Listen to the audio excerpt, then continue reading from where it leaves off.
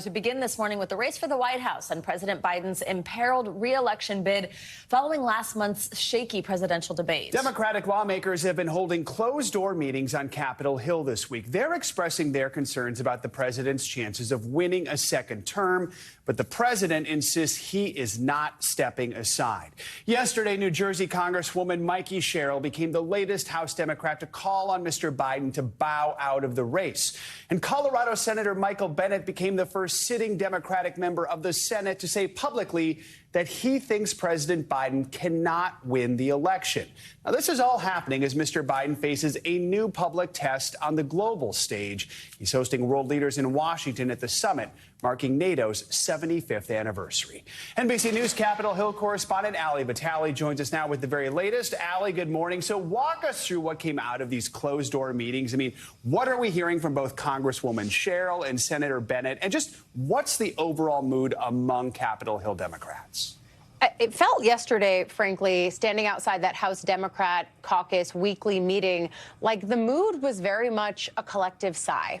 This is not a dam-breaking moment. Members didn't flood out of that meeting ready to call for Joe Biden not to be the nominee anymore.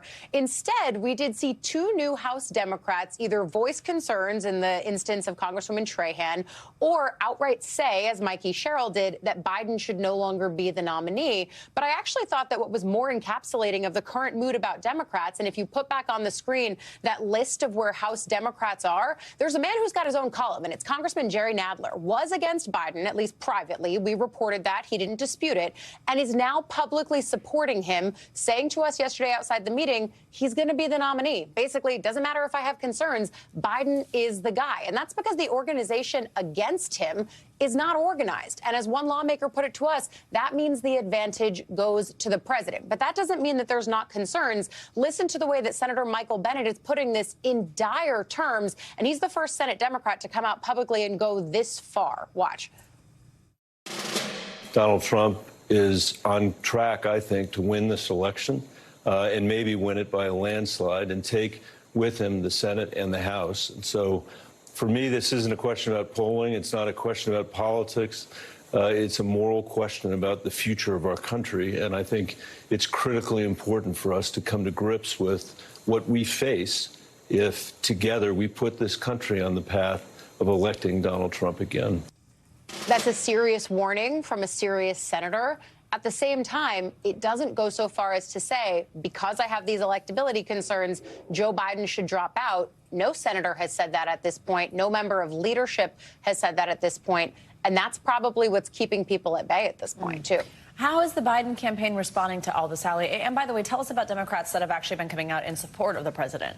I'm glad you point that out, Savannah, because by and large, most Democrats are supportive of the president, if not resigned to the fact that the longer that this will he or won't he goes on, he will be the nominee. And many people are aware that I've spoken to, lawmakers on the Hill, that he's dug in on this and that the people who could potentially be persuasive to him are also still publicly in his corner. That really does matter. But the Biden campaign, in response to Senator Bennet and also this larger concern about what polling trends show, the Biden campaign says this was always going to be a close race. And of course, that's definitely true. Of course, for senators, for lawmakers further down the ballot, there's also selfish concerns in this, which is they want to be able to keep the Senate. They want to be able to keep their seats. They'd like to be able to retake the House.